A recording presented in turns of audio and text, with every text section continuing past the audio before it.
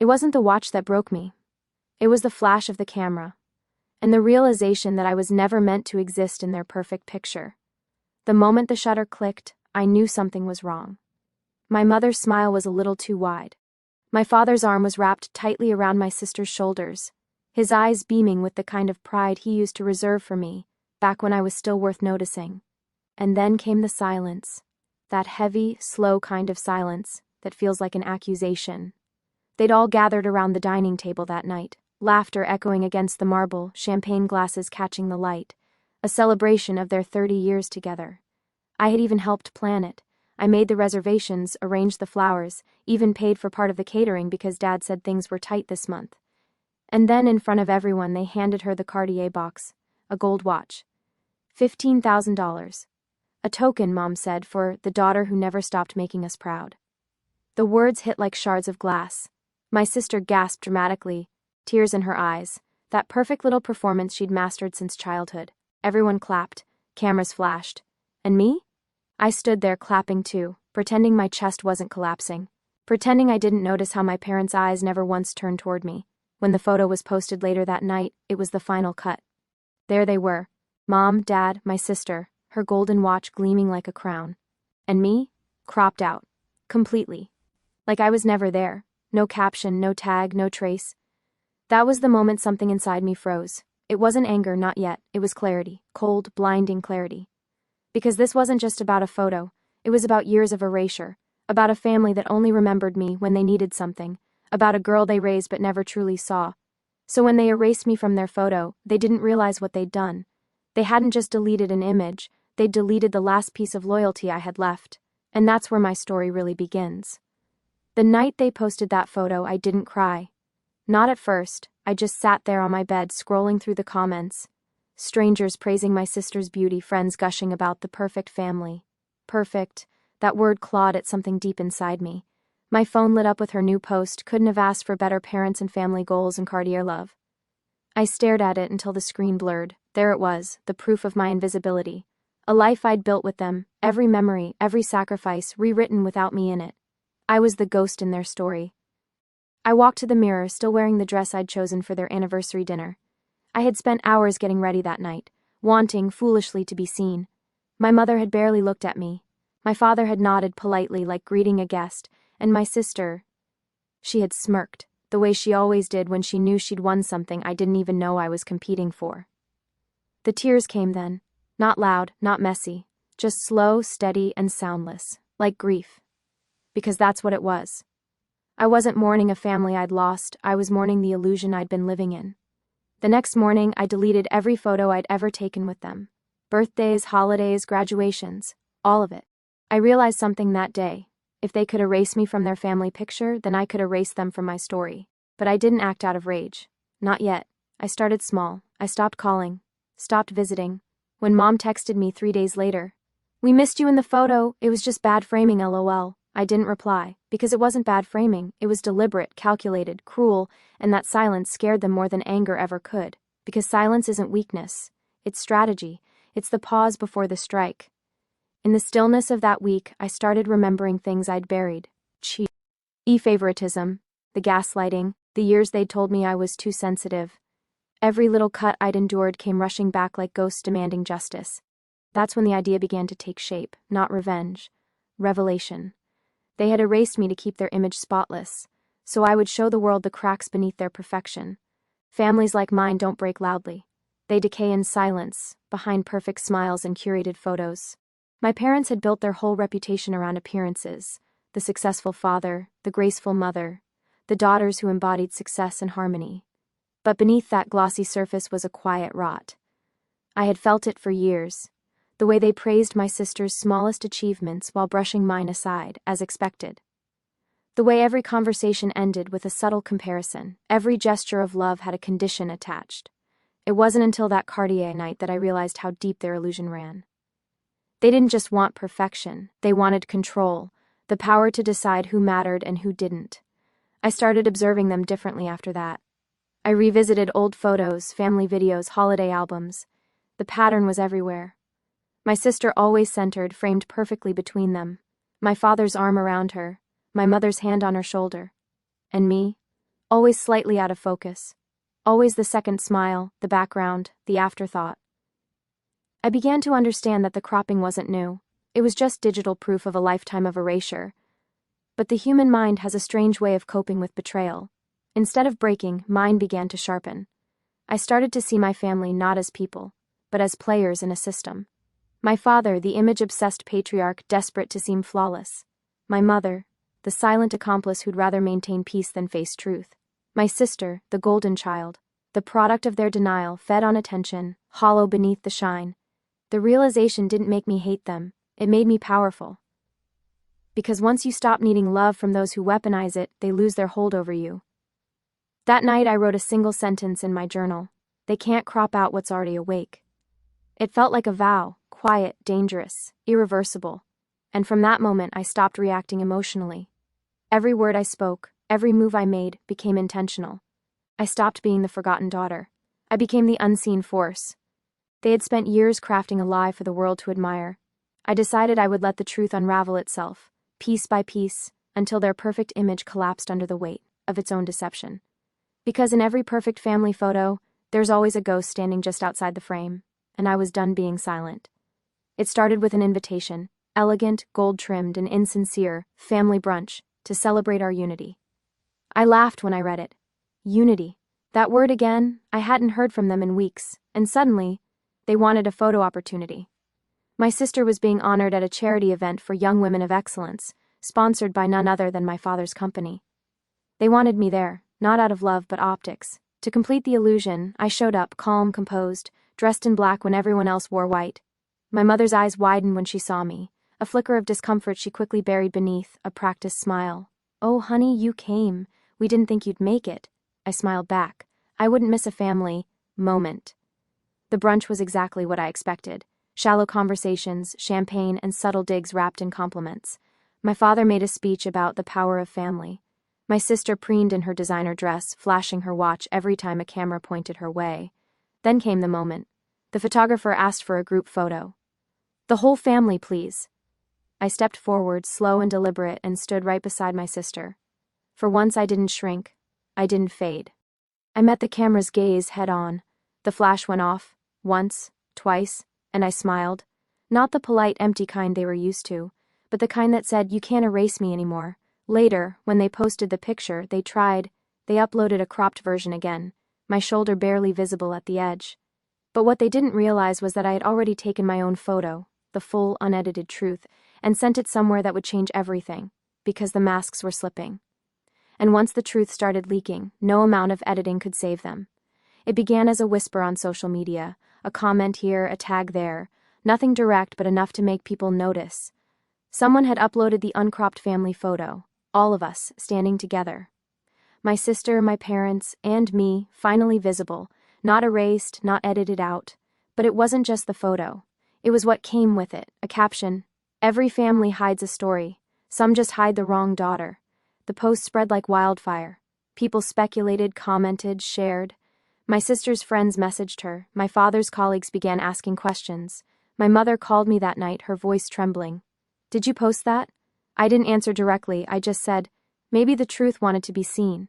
For the first time they were the ones being watched, their perfect image cracking under public eyes. The watch, the photo, the favoritism, all of it turning from admiration to suspicion.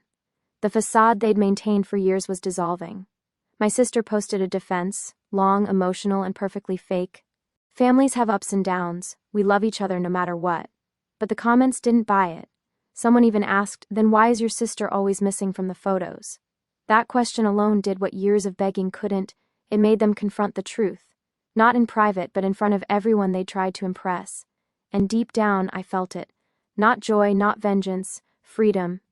Because the truth doesn't need revenge. It just needs exposure.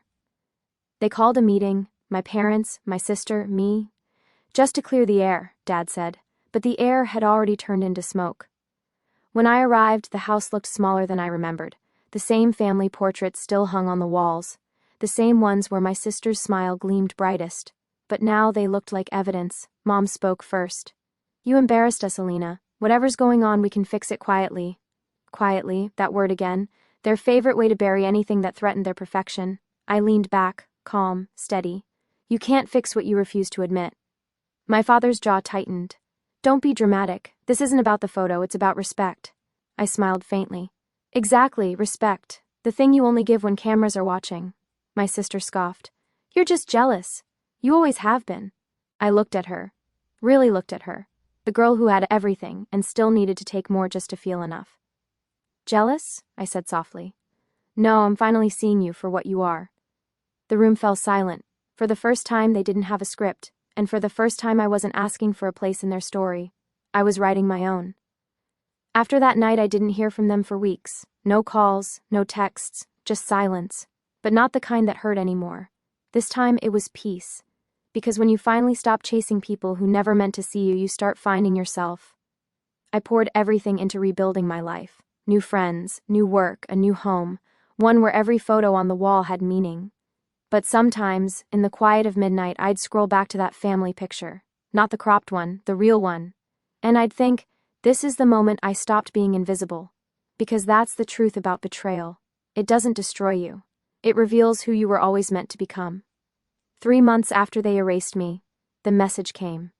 Short, polite, poisonous. Family dinner this Friday. We'd love for you to come. It's been too long, Mom. Too long? It had been exactly 93 days since they'd cropped me out of their lives, and now suddenly they missed me. I stared at the text for a long time, wondering what version of me they were expecting to show up. The obedient daughter, the peacekeeper, the one who smiled through humiliation. I didn't reply for 2 days. Then curiosity won. I needed to see them, not for reconciliation but confirmation, to look into their eyes and see whether guilt had finally begun to eat them alive. When I arrived, the house looked exactly the same. The lights too bright, the walls covered with framed smiles. My sister was already there, draped in designer labels, her Cartier watch catching the glow like a spotlight. Mom hugged me, stiff, rehearsed, while Dad offered a handshake, as if we were colleagues meeting after a long quarter. They seated me across from my sister. Of course, the contrast was the point. Dinner began with small talk. How's work? You look tired. We were just saying how much we miss family time. I listened, said little, and watched. The whole performance was painfully transparent. My sister kept glancing at Dad before speaking, as if making sure her script matched his. Mom kept overcompensating, offering me food I didn't ask for, laughing too loudly at nothing. Then came the real reason I'd been invited. Dad cleared his throat, eyes narrowing the way they do when he's about to manipulate someone gently. Honey, he said, you remember that family foundation we started? We're applying for a grant, and your signature is still on some of the old paperwork. Just a formality, really. There it was, the truth. This wasn't about reconciliation. It was about utility. I wasn't family. I was paperwork. I smiled. For the first time in years, genuinely. Because what they didn't know was that I'd already seen those documents. Every misused dollar, every falsified expense, every donation that went straight into my sister's charity travel fund. I had the receipts. Literally. So I leaned in, voice calm, smile steady. Of course, I said. Send me the documents, I'll take a look. They thought they'd invited a ghost to dinner. They didn't realize the ghost had come back with fire. It began that night. Not vengeance, but revelation, because vengeance is blind. Revelation sees everything. When I got home from that dinner, I opened my laptop, poured myself a glass of wine, and stared at the digital archives that carried the fingerprints of their deception. Receipts, transfers, tax files with signatures that didn't match. My parents' foundation was nothing more than a shell for reputation. Donations redirected into luxury trips, gala tables, and of course, my sister's Cartier collection. Every penny screamed hypocrisy. For years they'd told me to be grateful, to stop chasing money, to remember that family matters more than success. Now I saw the truth. Morality was a costume they wore when cameras were watching. And as I scrolled deeper, the anger I expected never came. Only calm, because clarity is colder than rage. I built a timeline, every transaction, every post that flaunted their so-called generosity. It was almost poetic how perfectly the lies lined up. Their family foundation had even received tax benefits under my name, using my credentials from when I worked in finance. They hadn't just erased me, they'd used me as cover. By 3 a.m., my hands were steady, my mind sharper than it had ever been. I realized something profound. Sometimes the universe lets people betray you not to break you, but to show you exactly where to strike. I wasn't going to expose them publicly yet. No, that would be too easy, too dramatic. They lived for attention, so I'd starve them of it first. Silence would be my stage. Strategy my revenge. The next morning I called a friend who worked in nonprofit compliance. Told her I wanted to help a family foundation clean up their paperwork. She didn't know who it belonged to. She didn't need to. I just needed her expertise. While my parents were busy posting filtered family dinners, their own lives were already under quiet review. Every signature, every expense, every truth they buried beneath smiles, unearthing itself. And for the first time I felt free. Not because I'd hurt them yet, but because I finally understood I didn't need to. The truth was already doing it for me. Exposure doesn't always start with confrontation. Sometimes it starts with a whisper that refuses to die. They never thought the slow work would be the deadliest. Their world was built for spectacle. Gala dinners, press releases, curated photographs, and so they assumed everything important must happen on a stage. They were wrong. The most devastating operations unfold in silence. A spreadsheet compiled at 2 a.m., a discreet call to a compliance officer, a single PDF sent to the right inbox. Power mistakes noise for influence.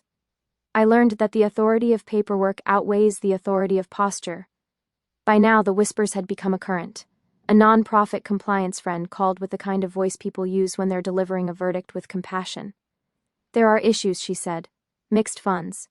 Personal expenses coded as program costs. We need documentation. That phrasing, clinical, unromantic, felt like a scalpel. I let her slice. While they rehearsed apologies for cameras, I collected timestamps.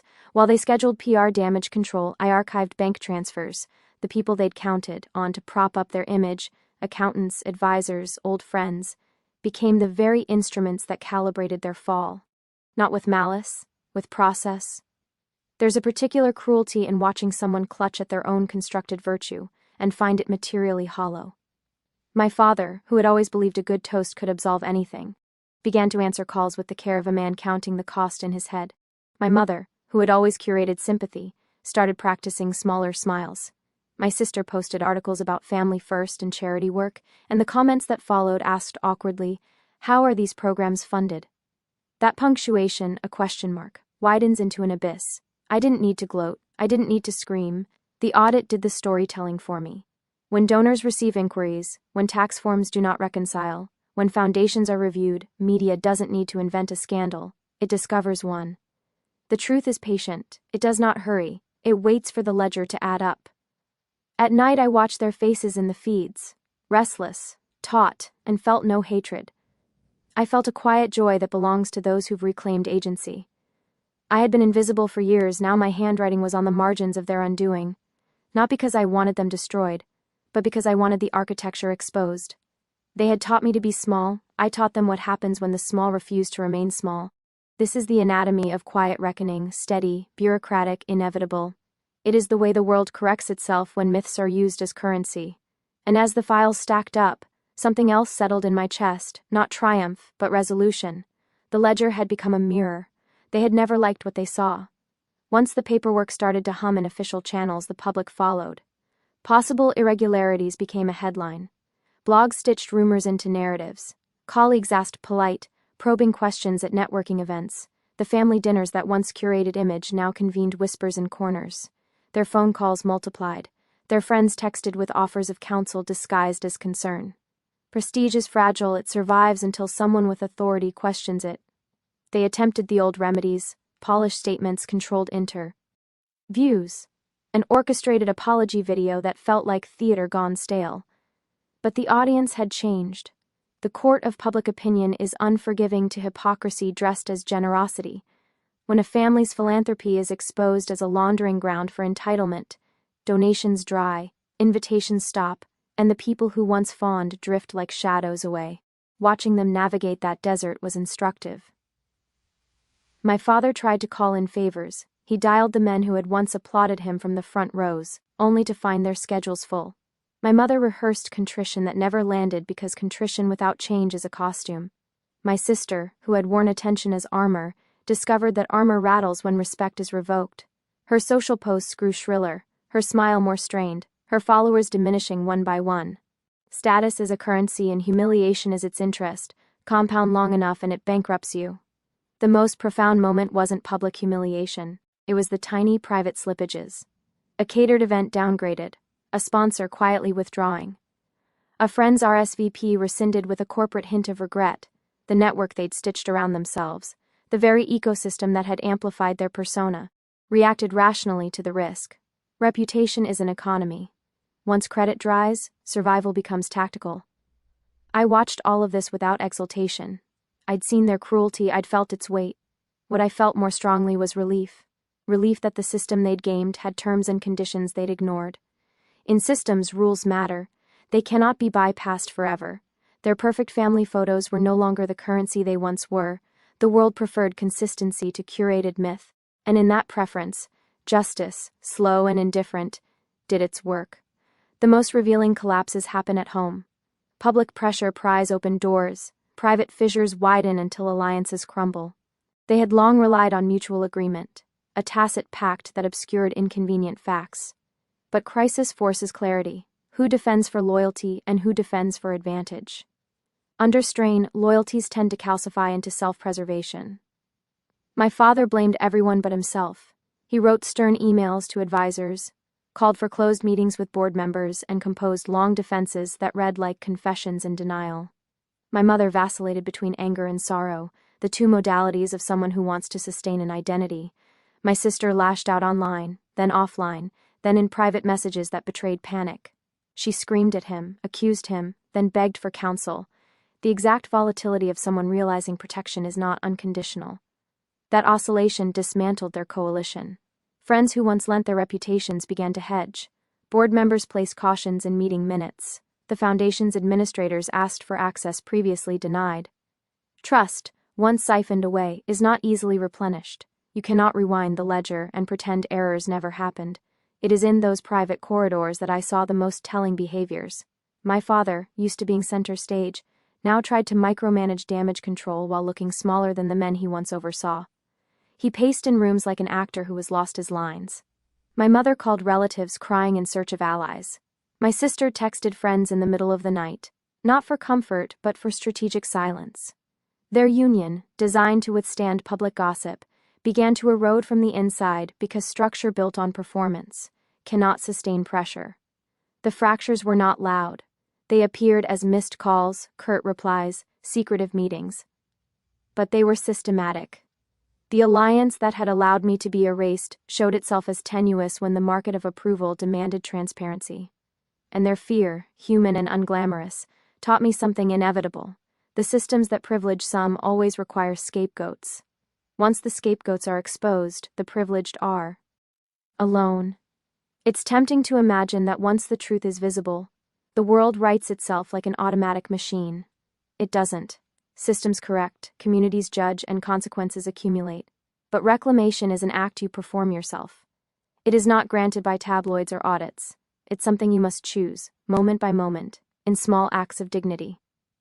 I reclaimed my narrative slowly. I refused to let headlines define me. I curated meetings that mattered, surrounded myself with people who matched my integrity, not my pedigree.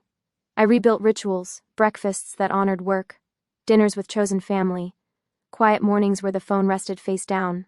I reclaimed the physical markers they'd used to erase me. My grandmother's brooch, the framed photo I'd carved out and carried, the ledger of my achievements, I did not need to tuck away. At the same time, I made choices that scaled beyond private satisfaction. I restructured the foundation, not to punish, but to make it accountable. Grants redirected to programs that had once been mere window dressing now received real funding. Scholarships for women from overlooked communities were established in my grandmother's name. The same institution that had been a showroom for privilege became an engine for something else, repair. People asked if I felt forgiveness. I told them the truth. Forgiveness is a currency you bankrupt yourself with if you spend it too soon. I felt repair. Repair is an architecture, small, steady acts that rebuild what collapse has damaged. It's hiring a team, setting governance, auditing transparency. It's replacing a staged family dinner with a real one, where voices are heard, they lost their fronts. I gained something that could not be framed or photographed: agency. That is the radical, unglamorous victory. You do not merely survive injury, you turn the instruments of injury into infrastructure for others. The ledger that once condemned me now funds possibilities. My seat at tables is not symbolic anymore, it's substantive. There is an ending to every structural lie, and it is rarely cinematic. It is administrative, quiet, and final.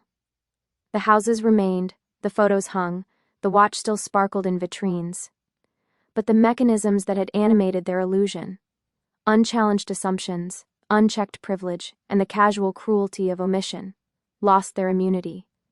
Years from that anniversary night, people would still look at the family portrait and feel a prickle of unease. Some would shrug and say, they were always like that.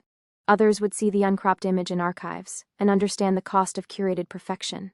For me, the final chapter wasn't about retribution, it was about establishment, the establishment of a record that could not be edited by sentiment or charm. I archived everything, not to punish, but to instruct: receipts, emails, photographs, notes, a repository for anyone who needed to learn how systems erase people. The archive was not a museum of hatred, it was a curriculum of caution. It taught how favoritism becomes policy, how omissions calcify into rights, and how accountability is a daily practice, not an occasional spectacle. In the end, truth does what gravity does. Indifferent, inevitable, it does not celebrate, it simply restores balance.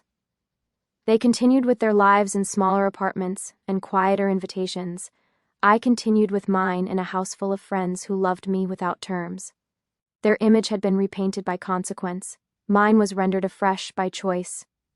If there is one lesson I'd carve into the margins of history, it would be this: do not let the velvet glove of family security hide the iron fist of erasure. Insist on records, demand clarity, keep your own ledger. Because the smallest omission today becomes the largest injustice tomorrow. And for those listening who have been cropped out, remember, the world records everything. The archive forgets nothing.